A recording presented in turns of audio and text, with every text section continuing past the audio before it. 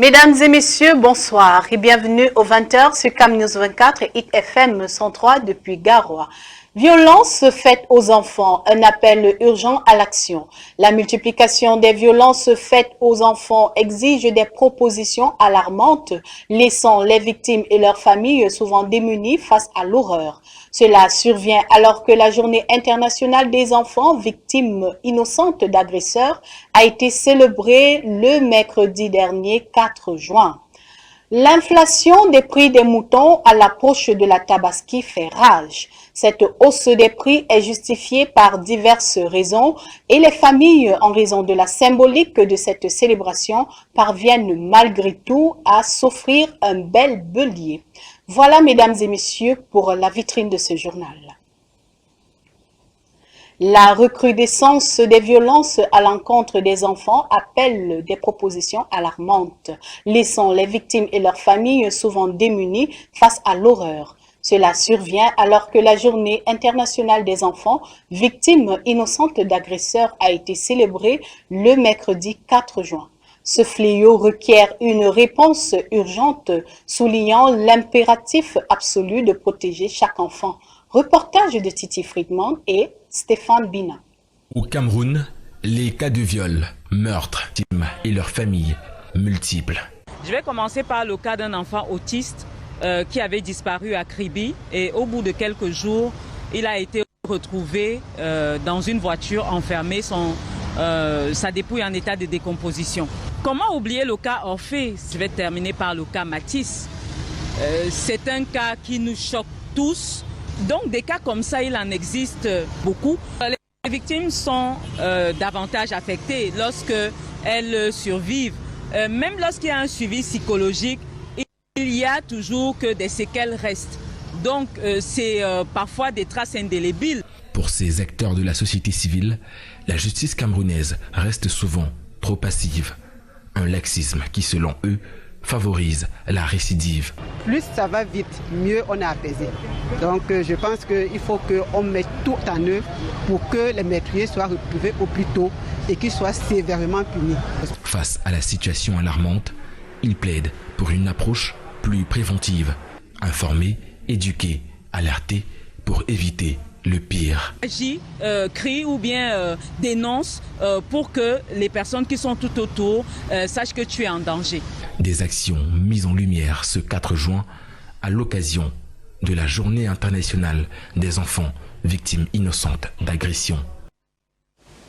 Les travaux de bitumage de 17 km de route reliant 3 localités de l'arrondissement de Ngomédian progressent de manière satisfaisante. Le constat a été fait par le maire de la commune de Ngomédiap, le régime Tungui, qui était entouré des bénéficiaires, des maîtres d'ouvrage et des autorités venus attester de l'effectivité de cette initiative visant à promouvoir le développement rural dans le département du Nion-Misson. Rapport d'Arnaud Victor Eyanga. Une messe d'action de grâce pour ouvrir les hostilités et mettre Dieu au cœur de l'événement. Le tronçon Tsigambeng à Congo sera bitumé dans les jours qui suivent, 17 km de route pour le bonheur des populations de l'arrondissement de Ngomzap. C'est un grand jour aujourd'hui pour les populations de Tsiga, de Mbang 1, de Nkungui et d'Akongo. Ces populations souffrent sans route. Depuis notre mandature, nous nous battons pour que le gouvernement écoute les pleurs de ce village. Autorités religieuses, administratives, traditionnelles et politiques assistent au lancement des travaux de la réhabilitation de ce tronçon routier, une bouffée d'oxygène pour les habitants de la contrée. La puissante femme d'Ngomdiap, Madame le maire, nous lui disons grandement merci parce que c'est grâce à elle qu'on voit le travail de notre président Paul Biya. Cette initiative s'inscrit dans la vision du bâtisseur infatigable, le président de la République Paul Biya. Nous remercions grandement le président de la République, son sang Paul Biya. La bénédiction des lieux vient couronner ces moments. Le slogan s'applique désormais ici. Quand la route passe en Ngomezab, le développement suit. Le trafic illicite dans la région de l'Ouest suscite de vives inquiétudes. Le général de brigade Ouseni Dibo met en garde les transporteurs indélicats. Le commandant de la 5e Légion de gendarmerie considère intolérable que ces derniers offrent leurs services aux trafiquants d'ossements humains, de drogue et de produits de contrefaçon. Lors d'une concertation à Bafoussam, ces transporteurs ont été invités à collaborer dans la lutte contre l'insécurité. Reportage de Vivien Tofak. Les transporteurs dans la région de l'Ouest ne collaborent pas assez avec les forces de l'ordre dans la lutte contre l'insécurité. Au contraire, ils sont accusés d'être de mèche avec des hors-la-loi. C'est eux qui entretiennent tous les trafics. Vous avez des cargaisons de chanvre indien qu'on a saisies. Et ces cargaisons de chanvre indien, c'est toujours dans les métiers des transporteurs.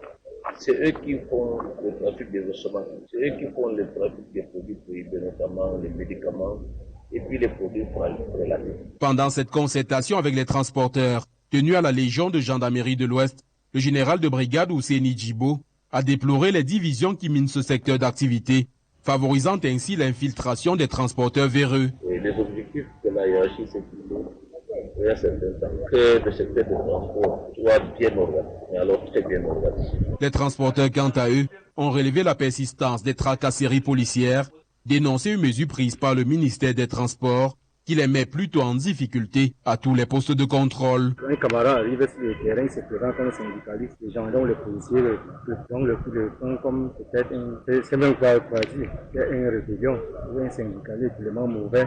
Le ministère des Transports a décidé de dématérialiser la production des pièces afférentes à la circulation. On leur délivre des attestations, mais ces attestations qui n'ont que 2 mois de validité et qui ne peuvent pas être présentées au contrôle de police. Alors, s'ils ne peuvent pas présenter ces documents au contrôle de police, après 2 semaines, ces documents ne peuvent pas être renouvelés. On ne leur produit pas ce pourquoi ils ont payé de l'argent. Il y a un problème. De cette concertation a découlé la nécessité de recadrer aussi bien certains transporteurs que certains éléments de la police et de la gendarmerie déployés à des postes de contrôle. Le général commandant la 5e région de gendarmerie et le délégué régional de la Sûreté nationale pour l'Ouest, en invitant les transporteurs à se conformer à la réglementation en vigueur, ont rassuré de punir sévèrement tout abus de leurs éléments. La Cameroon Development Corporation a tenu en fin de semaine dernière son conseil d'administration.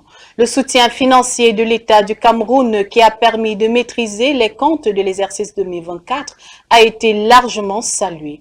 Au directeur général de la structure, il a été recommandé d'initier des projets visant à améliorer et à accroître la production agro-industrielle. Suivons le rapport de Salvatore Mbeta. Pendant les travaux de ce conseil d'administration, le PCA Hope Sona et Baye et les membres du conseil approuvent les comptes de gestion de l'année 2024 de l'agro-industriel, des comptes qui laissent entrevoir un avenir prometteur avec le récent soutien du chef de l'État Paul Biya. Les comptes montrent des promesses, mais il y a encore beaucoup de chemin devant nous. Il faut aussi prendre ces comptes dans un mouvement où il y a eu beaucoup de soutien de part du gouvernement pour assister la CDC, d'abord pour le maintenir dans son portefeuille et assister à résoudre un certain nombre de problèmes. Pour monter en puissance en matière de production, le Conseil demande au directeur général Franklin Gonim Dié d'explorer plusieurs projets et de relever aussi certains défis. Il y a d'autres projets de restructuration qui sont dans le pipeline. Nous allons voir comment faire des propositions concrètes au gouvernement. Défis de sécurité, de renouvellement de matières végétales, renouveler les infrastructures de transformation. La Cameroon Development Corporation, CDC, premier employé après l'État, fixe le cap vers une nouvelle ère qui rassure. En matière de santé, la maladie de Newcastle cause des ravages avec un taux de mortalité élevé. Un éclairage sur cette maladie virulente a été réalisé par Eric Ngeli. Suivant. Votre poulet au canard qui respire mal, qui connaît une toux sèche aux grasses et des troubles oculaires, pensez d'abord à la maladie de Newcastle. Qui entraîne d'énormes pertes. On l'appelle la peste aviaire, à raison du fait qu'elle est endémique dans de nombreux pays. La maladie de Newcastle est chaque année Un fléau qui fait des ravages dans les exploitations familiales. La mortalité est très élevée qui peut atteindre même jusqu'à 100% de mortalité dans des élevages. Causé par le virus du même nom, cette épizootie a été identifiée pour la première fois sur l'île de Java, en Indonésie, en 1926, avant d'investir Newcastle en Angleterre l'année suivante et se répandre à travers la Grande-Bretagne. Il y a plusieurs types de diarrhées, des torticolis. La transmission se produit à travers l'exposition aux excréments, aux sécrétions nasales, buccales ou oculaires d'oiseaux domestiques ou sauvages infectés, ou par le contact avec les aliments, l'eau, du matériel ou des vêtements contaminés. Nous avons un dossier I2, des mesures de biosécurité, c'est-à-dire des animaux sains. Seule la vaccination contient cette maladie, qui est également transmissible à l'homme. L'inflation s'intensifie à l'approche de la Tabaski. Selon la taille, le prix du mouton varie entre 70 000 et 300 000 francs CFA. Cette flambée des prix est justifiée par diverses raisons et les familles, en raison de la symbolique attachée à cette célébration, parviennent au prix du sacrifice à s'offrir pour la plupart un bélier. Détails fournis par Kevin Thiolo. Marché de moutons, lieu du Texaco aéroport dans la ville de Douala. Du bétail à perte de vue, mais hors de prix. 85 par mois.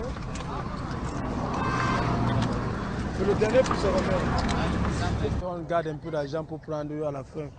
Mais maintenant, c'est qu'on arrive, c'est un peu élevé quand même les prix, franchement. Chacun vient un peu faire les prospections, il voit, on lui dit le prix, il rentre, il réfléchit. À moins de 48 heures de la fête du sacrifice, c'est une ambiance à demi-teinte qui règne dans ce marché de la capitale économique du Cameroun. La flambée des prix est consécutive, apprend-on ici, à plus d'un facteur. Les inondations qu'a connu la partie septentrionale du pays, le coût du transport accru ainsi que les multiples contrôles routiers. Tu vas commencer à payer des formalités en route jusqu'à ce que tu arrives ici à Douala. Et lorsque tu arrives ici à Douala, on va te demander de payer la droit de place. Chaque tête du mouton, on te parle de 2 000. Et en plus, c'est toi qui vas chercher encore une autre personne pour quand même se creuser ça avec ça. Il y a des gens de la commune aussi qui viennent demander leur part. Et il y a aussi le docteur qui vient prendre leur part. À l'instar d'Ayoba, les clients parcourent les packs pour se faire une idée sur les prix. S'ils demandent ça, moi je voulais 150 000, je vais à 140. C'est pas bon, papa. Il faut parfois te balader partout pour savoir. Au bout des négociations, ce fidèle musulman réussit à se procurer une bête d'une valeur de 150 000 francs CFA. J'ai décidé de prendre ça là.